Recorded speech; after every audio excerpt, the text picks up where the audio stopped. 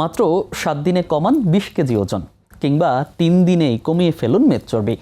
এমন চটকদার বিজ্ঞাপন আর ভিডিও দেখে ডায়েট করতে যেয়ে অনেকেই পড়ছেন বিপাকে। এমনকি আজকাল তো চ্যাট জিপিটির ডায়েট প্ল্যান মেনে অসুস্থ হয়ে হাসপাতালেও ভর্তি হচ্ছেন অনেকে। ডায়েট মানে কি না খেয়ে থাকা? কি খাওয়া যাবে, কি খাওয়া যাবে না? আসলে কিভাবে ডায়েট করলে শরীর সুস্থ থাকবে? আজকের বদ্যিবাড়িতে আপনাদের সেই সহজ পথটি জানানোর চেষ্টা করব।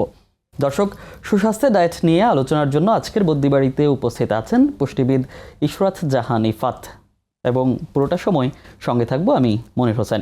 আপু, আপনাকে স্বাগত বদ্যিবাড়িতে। কেমন আছেন? আলহামদুলিল্লাহ, আমি ভালো আছি। সময় টিভিকে এবং টিম বদ্যিবাড়িকে অনেক ধন্যবাদ আমাকে সুন্দর একটি সেটে ইনভাইট করার জন্য। আমরা আজকে যেহেতু ডায়েট নিয়ে কথা বলছি, এবং শুরুতে যদি আপনার কাছে জানতে চাই যে সুস্বাস্থ্যের জন্য পুষ্টি আসলে কতটা গুরুত্বপূর্ণ? আমাদের হিউম্যান বডি, আমাদের শরীরটা পুষ্টি দিয়েই গঠিত। যেমন আমাদের প্রতিটি কোষ, হিউম্যান বডি ট্রিলিয়নস অফ সেলস দিয়ে গঠিত। প্রতিটি কোষের গাঠনিক উপাদান হচ্ছে প্রোটিন, যেটা একটা পুষ্টি উপাদান। আমাদের প্রতিটি অর্গ্যানের জন্য যে টিস্যু সেলস, সেগুলো প্রোটিন দিয়ে তৈরি। এবং আমাদের পুরো মেটাবলিজম সিস্টেম এবং পুরো শরীরের যে বিপাক প্রক্রিয়া সহ বিভিন্ন ধরনের আমাদের বডির ভেতরে যে মেকানিজমগুলো ঘটে, সেখানে যে হরমোন এবং এনজাইমগুলো প্রয়োজন হয়, সেগুলো প্রোটিন, ফ্যাট, ভিটামিন, মিনারেলস দিয়ে তৈরি। আমাদের ব্রেইনটা কিন্তু ফ্যাট দিয়ে তৈরি। সো পুষ্টি দিয়েই আমরা আসলে তৈরি। আরেকটা ব্যাপার হচ্ছে যে জীবনের প্রতিটি মুহূর্তে, জন্ম থেকে মৃত্যু পর্যন্ত স্বাভাবিক কর্মক্ষম এবং সুস্থ থাকতে হলে যেই পুষ্টি উপাদানগুলো দিয়ে আমাদের শরীরটা তৈরি, সেটাকে আমাদেরকে খাবারের মাধ্যমে প্রতিদিনই এনশিওর করতে হবে। সেক্ষেত্রে এখন আমরা আসলে আজকেও যে বিষয়টা নিয়ে কথা বলছি, ডায়েট খুব প্রচলিত। এই ডায়েটটা আসলে কি, যদি একটু বুঝিয়ে বলতেন? ডায়েট শব্দটার বেসিক অর্থটা হচ্ছে পথ্য। তো একজন জ্বরের রোগী থেকে শুরু করে ক্যান্সার রোগীর ডায়েটও হতে পারে। এবং ব্যালেন্স ডায়েট আমরা বলে থাকি যে একজন মানুষকে সুস্থ থাকতে হলে, যার কোনো ডিজিজ কন্ডিশন নেই, শুধু সুস্থভাবে বেঁচে থাকতে হলে তাকে একটি সুষম খাদ্যাভ্যাস মেনটেন করতে হবে। এবং খাবারের যে বেসিক 6টা উপাদান, carbohydrate, protein, fat, vitamin, mineral, পানি, এই 6টা বেসিক এলিমেন্ট তার খাবারের মধ্যে সঠিক পরিমাণে থাকলে সেটাই কিন্তু ব্যালেন্স ডায়েট। এবং এটা পার্সন টু পার্সন ভ্যারি করে। সাধারণত একজন মানুষের ডায়েটটা ডিপেন্ড করে তার হাইট, ওয়েট, এজ, তার বডি কন্ডিশন, অর্থাৎ তার কোনো রোগ অবস্থা, ডিজিজ কন্ডিশন আছে কি না, থাকলে তার ব্লাড প্যারামিটার্সের উপর ডিপেন্ড করে। এমনকি প্রতিটা মানুষের মেটাবলিজমটা ডিফারেন্ট, তার ডাইজেশন, অ্যাবজর্পশন প্রসেসটা একজনের সাথে আরেকজনের কখনো মিলে না। প্রত্যেকটা মানুষের ক্ষেত্রে এটা ডিফারেন্ট তার বডি অনুযায়ী। সেক্ষেত্রেও পার্সন টু পার্সন ডায়েটটা ভ্যারি করে। এবং অ্যাক্টিভিটি লেভেল, আমরা সবাই একই ধরনের পরিশ্রম কিন্তু করি না। কেউ আছেন সারাদিন বসে বসে কাজ করছেন, সেডেন্টারি ওয়ার্কার, কেউ আছেন বেশ ভারী পরিশ্রম করছেন, তার জন্য ক্যালোরি রিকোয়ারমেন্টটা বেশি হবে। কেউ আছেন সপ্তাহে 2-3 দিন এক্সারসাইজ করছেন, মডারেট ওয়ার্কার, তার ক্ষেত্রে ক্যালোরি রিকোয়ারমেন্টটা একরকম হবে। সো ওভারঅল আমরা বলতে পারি যে একজন মানুষকে সুস্থ থাকতে হলে একটা ব্যালেন্স ডায়েটটাকে মেনটেন করতে হবে, যেখানে খাবারের সবগুলো বেসিক কম্পোনেন্ট সঠিক পরিমাণে তার শারীরিক অবস্থা অনুযায়ী থাকবে। তাহলে আমরা এখন যেটা আসলে দেখছি, শুধুমাত্র ওজন কমানো কেন্দ্রিক হয়ে যাচ্ছে। তো ডায়েট কি শুধুমাত্র ওজন কমানোর জন্যই করা হয় বা করা উচিত? ডায়েট শব্দটা শোনা মাত্রই আমাদের সবার মনের মধ্যেই আসে যে ডায়েট মানে হচ্ছে শুধু ওজন কমানো। কিন্তু বেসিক্যালি ডায়েট হচ্ছে যে খাবারটাকে শারীরিক চাহিদা অনুযায়ী সুষমভাবে গ্রহণ করা, সব পুষ্টি উপাদান ইনশিওর করা। সো ওজন কমানোর ক্ষেত্রে বেসিক্যালি যেটা করতে হবে, আপনাকে ক্যালোরিটা কিছুটা রিডাকশন করতে হবে দৈনিক চাহিদার অনুযায়ী। ফর এক্সাম্পল, আমি যদি বলি যে ওজন কমাতে গেলে আপনাকে বিশ্ব স্বাস্থ্য সংস্থা রেকমেন্ড করে প্রতি সপ্তাহে 1 কেজি পর্যন্ত ওজন কমানো সেফ, এবং প্রতি মাসে 4 কেজি পর্যন্ত ওজন কমানো সেফ। সেক্ষেত্রে আপনার দৈনিক ক্যালোরি চাহিদার থেকে, রিকোয়ারমেন্টের থেকে যদি ডেইলি 500 কিলো ক্যালোরি কাট করে, ক্যালোরি ডেফিসিট করে আপনি একটি খাবারের তালিকা বা খাদ্যাভ্যাস মেনটেন করেন, তাহলে এন্ড অফ দ্য উইক আপনি 1 কেজি লস করতে পারবেন। জি। সো ডেইলি 500 কিলো ক্যালোরির ডেফিসিটে আপনি সপ্তাহে 3500 কিলো ক্যালোরি ডেফিসিট করছেন, 1 কেজি ওজন কমে যাচ্ছে। আর এভাবে আপনি মাসে 4 থেকে 5 কেজি পর্যন্ত ওজন কমাতে পারেন। এর সাথে যদি বেসিক কিছু হেলদি লাইফস্টাইল রুটিন মেনটেন করা হয় তাহলে 4 থেকে 6 কেজি পর্যন্ত ওজন কমানো সম্ভব, 3 বেলা সঠিক পরিমাণে খাবার গ্রহণ করেও। বলছিলাম যে ডায়েট মানে কি না খেয়ে থাকা, নাকি এটা কি বলবেন আসলে? কখনোই না, ডায়েট মানে না খেয়ে থাকা না। আমি শুরুতেই যেটা বলেছি যে আমাদের শরীরটাই পুষ্টি দিয়ে তৈরি। নিউট্রিশন আমাদের বডির বেসিক ফুয়েল, জি, যেটা প্রতি মুহূর্তে আমাদের বডির জন্য প্রয়োজন। আমাদের ক্লিনিক্যাল প্র্যাকটিসে আমাদের কাছে এমন অনেক পেশেন্ট রিপ্রেজেন্ট করে যারা হচ্ছে খাবার থেকে টোটালি ভাত বন্ধ করে দিচ্ছেন ওজন কমানোর জন্য।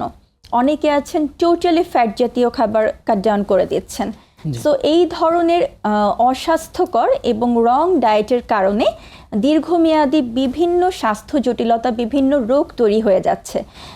আপনি জেনে অবাক হবেন, আমাদের বডিতে নন কমিউনিকেবল যে ডিজিজগুলো, অসংক্রামক রোগের 60% রোগ আমাদের তৈরি হয় শুধুমাত্র পুষ্টি উপাদানের ঘাটতি অথবা পুষ্টি উপাদানের ইমব্যালেন্স থেকে। সেই জায়গাটায় অনেকেই আছেন না খেয়ে থাকছেন ওজন কমানোর জন্য। সো আমরা বেসিক্যালি ক্যালোরিটা কম্প্রোমাইজ করব, বাট বডির জন্য যতটুকুন পরিমাণে carbohydrate, protein, fat, essential vitamin, minerals, antioxidants এবং পর্যাপ্ত পরিমাণে পানি, সেটার কোনোটাই বাদ দেয়া যাবে না। সো সুস্থ থাকতে হলে একজন মানুষকে বেসিক্যালি 3টা মেইন মিল, ব্রেকফাস্ট, লাঞ্চ, ডিনার তাকে করতে হবে। এখন এই 3টা মেইন মিলে তিনি কোন খাবারটা কতটুকুন পরিমাণে খাবেন সেটা ডিপেন্ড করবে তার ফিজিক্যাল অ্যাক্টিভিটি, তার ফিজিক্যাল কন্ডিশন এবং তার হাইট, ওয়েট, এজের উপর। আচ্ছা, সেটা নির্ধারণ আসলে তিনি নিজেই করবেন কিংবা কিভাবে করবেন যে আসলে তার জন্য কতটুকু উপযোগী? On an average South Asian সাবকন্টিনেন্টে আমাদের ফিমেলদের জন্য ডেইলি ক্যালোরি নিড এভারেজ 1600 থেকে 1800 কিলো ক্যালোরি এবং পুরুষদের জন্য ডেইলি ক্যালোরি নিড 2000 থেকে 2500 কিলো ক্যালোরি। এখন যিনি ওজন কমাতে চাচ্ছেন, এখন ওজন কত, প্রথমে জেনে নিতে হবে ওজনটা কেন বাড়ছে, তার অ্যাসোসিয়েটেড কোনো হরমোনাল ইমব্যালেন্স আছে কিনা। আমরা অনেক সময় দেখতে পাই যে দীর্ঘদিন যাবৎ অনেক কম পরিমাণে খাবার খেয়েও একজন মানুষের ওজন খুব বেশি কমছে না। সো সেক্ষেত্রে আমরা রুট কজ হিসেবে যখন ব্লাড টেস্টগুলো দিই, রিপোর্টের মাধ্যমে ডায়াগনোজ করতে পারি আমরা যে তার হরমোনাল ইমব্যালেন্স, হয়তো হাইপোথাইরয়েডিজম আছে অথবা ইনসুলিন রেসিস্টেন্স আছে। তো বিভিন্ন ধরনের হরমোনাল ইমব্যালেন্স থেকে ওয়েট গেইন হয়ে থাকে কম পরিমাণে খাবার খেলেও। সেক্ষেত্রে সেই ডিজিজ কন্ডিশনটাকে ট্রিট করে ওজন কমানোর চেষ্টা করতে হবে। আচ্ছা, এর পাশাপাশি অবশ্যই এই যে ক্যালোরি ডেফিসিটটা তিনি করবেন, প্রথম দিকে 500 কিলো ক্যালোরি ডেফিসিট করতে হবে। সাডেন অনেক বেশি ক্যালোরি ডেফিসিটে চলে গেলে আলটিমেটলি তখন খুব বেশি কম খাবার গ্রহণ করার কারণে আমাদের বডির কিন্তু ভিটামিন, মিনারেল, প্রোটিন, ফ্যাটের রিকোয়ারমেন্টগুলো ফিল আপ হয় না। আমি যদি ছোট্ট করে একটু বলি যে আমরা এই যে আমাদের এনার্জির জন্য কার্বোহাইড্রেট, প্রোটিন, ফ্যাট খাচ্ছি, যেটা আমাদের বডিতে গ্লুকোজ সাপ্লাই করছে, এনার্জি দিচ্ছে। প্রোটিন আমাদের প্রতিটা কোষ গঠন করছে, হরমোন এনজাইম তৈরি করছে, নার্ভাস সিস্টেমকে কাজ করাচ্ছে। ফ্যাট আমাদের নার্ভাস সিস্টেম এবং হচ্ছে বিভিন্ন হরমোন তৈরি করছে। এমনকি আমাদের হচ্ছে কার্বোহাইড্রেট, প্রোটিন, ফ্যাট আমরা জাতীয় খাবার খাওয়ার পরও এই খাবারটা আমাদের বডিতে প্রপারলি ওয়ার্ক করার জন্য, কার্বোহাইড্রেট, প্রোটিন, ফ্যাটের মেটাবলিজমের জন্য ভিটামিন, মিনারেল প্রয়োজন। এখন যিনি ওজন কমানোর জন্য শুধু ডিম সেদ্ধ খাচ্ছেন বা শুধু একটু ফিশ, চিকেন খাচ্ছেন, সাথে স্যালাড খাচ্ছেন, তাদের ক্ষেত্রে দেখা যাবে এই ধরনের মাত্রাতিরিক্ত কম পরিমাণে খাবার গ্রহণের কারণে তার vitamin, mineral, iron, zinc, sulphur, magnesium, vitamin B complex, এগুলোর ঘাটতি তৈরি হয়ে যাবে। ফলশ্রুতিতে তিনি যতটুকুন কার্বোহাইড্রেট, প্রোটিন, ফ্যাট খাচ্ছেন সেটা বডিতে ইউটিলাইজ হতে পারবে না, তিনি লো এনার্জি ফিল করবেন এবং হরমোন ইমব্যালেন্স হবে এবং ক্র্যাশ ডায়েটের কারণে বিভিন্ন ধরনের দীর্ঘমেয়াদী রোগও তৈরি হয়ে যায়। এবং আমরা ইদানিং দেখতে পাচ্ছি যে শুধুমাত্র প্রোটিন এবং ফ্যাট জাতীয় খাবার খাচ্ছেন। সো সেক্ষেত্রে লং টার্মে কার্বোহাইড্রেট জাতীয় খাবার বাদ দিয়ে দেওয়ার কারণে ভিটামিন বি কমপ্লেক্সের অভাবে তার নার্ভাস সিস্টেম প্রপারলি ওয়ার্ক করবে না, এবং একটা সময় গিয়ে অনেক বেশি প্রোটিন গ্রহণ ক্রমাগত করতে থাকলে লিভার এবং কিডনির উপর একটা প্রেশার আসবে, এবং আমরা দেখতে পাই এই কেসগুলো তখন ব্লাড রিপোর্টের মাধ্যমেই যে তিনি হয় তার লিভার ফাংশন অথবা তার kidney function, creatinine, uric acid কোনো একটা ব্লাড প্যারামিটার অল্টার করে ফেলেছেন অলরেডি। সো সেই জায়গাটাতে বলবো ওয়ার্ল্ড হেলথ অর্গানাইজেশন রেকমেন্ডেশন অনুযায়ী আমরা যদি আমাদের প্রতিদিনের খাবারের তালিকায় 2 থেকে 2.5 কাপ পরিমাণের সিজনাল মৌসুমি রঙিন শাকসবজি রাখি এবং 1 কাপ পরিমাণের সিট্রাস জাতীয় টক জাতীয় ফল, সেটা অবশ্যই এলাকা অনুযায়ী মৌসুমি হতে হবে, মানে সিজনাল ফ্রেশ ফ্রুটস যেটা সেটা, এবং অন্য কোনো স্বাস্থ্য সমস্যা না থাকলে 1 কাপ পরিমাণ মিষ্টি জাতীয় ফলও তিনি খেতে পারেন। 180 গ্রাম পরিমাণ গোটা শস্য দানা জাতীয় খাবার, যেখান থেকে কার্বোহাইড্রেটও পেয়ে যাচ্ছি, ফাইবারও পেয়ে যাচ্ছি, as well as vitamin B complex সহ অন্যান্য আরও মাইক্রোনিউট্রিশন মিনারেলস এগুলোও চলে আসছে। এবং 160 গ্রাম পরিমাণের আমাদের প্রোটিন জাতীয় খাবার, মাছ, মাংস, ডিম, দুধ, বিভিন্ন ডাল, ছোলা, মটর, শিম, এই ডাল জাতীয় খাবার অর্থাৎ ফার্স্ট ক্লাস এবং সেকেন্ড ক্লাস প্রোটিন 160 গ্রাম পরিমাণ, এবং হচ্ছে যে আমাদের অন্তত 2 থেকে 3 লিটার পানি। আচ্ছা, এতটুকুন বেসিক খাবার যদি আমরা সারা দিনে 3 বেলায় ভাগ করে আমরা গ্রহণ করতে পারি, তাহলে ক্যালোরি রিকোয়ারমেন্টের মধ্যে থেকেও আমরা সহজেই ওজনটাকে কমাতে পারবো কোনো রকম স্বাস্থ্য ঝুঁকি ছাড়া। সেই সঙ্গে অনেকে চিনি বাদ দিয়ে দিচ্ছেন কিংবা আবার দুধ চা খাচ্ছেন চিনি ছাড়া, সেটা কতটা প্রভাব ফেলে? আচ্ছা, দুধ চা অবশ্যই আমাদের অনেকেরই খুব পছন্দের একটি ড্রিঙ্কস, আমাদেরকে চাঙ্গা করতে হেল্প করে, হ্যাঁ, আমাদের মুড বুস্টার হিসেবেও কাজ করে অনেক সময়। সো চা, কফি, এটাতে ন্যাচারালি অনেক অ্যান্টিঅক্সিডেন্ট থাকে, যেটা আমাদের ইনস্ট্যান্ট একটা এনার্জি স্পাইক দেয়, এটা অ্যান্টিঅক্সিডেন্টটা, ক্যাফেইনটা বিশেষ করে। বাট আমরা যখন দুধ চা খাচ্ছি তখন এই চায়ের যে অ্যান্টিঅক্সিডেন্ট সেটার কম্পাউন্ডটা চেঞ্জ হয়ে যাচ্ছে দুধের সাথে রিয়াকশনের কারণে। সো সেক্ষেত্রে এটা ওকেশনালি নেওয়া যেতে পারে। আর অবশ্যই চিনি ছাড়া খাওয়াই ভালো। সবচেয়ে ভালো হয় আমরা যদি ব্ল্যাক কফি অথবা লিকার চা গ্রহণ করতে পারি বা গ্রিন টি গ্রহণ করতে পারি। খাদ্যাভ্যাস ছাড়াও ডায়েটে তো অবশ্যই জীবনযাপনের যে পদ্ধতি আছে সেটিও তো একটি ভূমিকা রাখে। ডেফিনেটলি, কারণ আপনি সুস্থ থাকার জন্য এই যে আপনি যত ধরনের পুষ্টি উপাদানগুলো আপনি বডিতে ইনপুট দিচ্ছেন, প্রতি মুহূর্তেই তো আমাদের শরীরের প্রয়োজন হচ্ছে পুষ্টি উপাদান, যেটা আমরা খাবার থেকে এনশিওর করি বা করতে হবে আমাদের। হ্যাঁ, তো এই পুষ্টি উপাদানগুলোর পরিপূর্ণ মেটাবলিজমটা এনশিওর করতে এবং পরিপূর্ণ অ্যাবজর্পশনটা এনশিওর করতে আমাদের প্রপারলি একটা হেলদি লাইফস্টাইলে আসতে হবে। বিশ্ব স্বাস্থ্য সংস্থা রেকমেন্ড করছে সুস্থ মানুষকে সুস্থ থাকতে হলে পার ডে 9000 ফুট স্টেপ দিতে।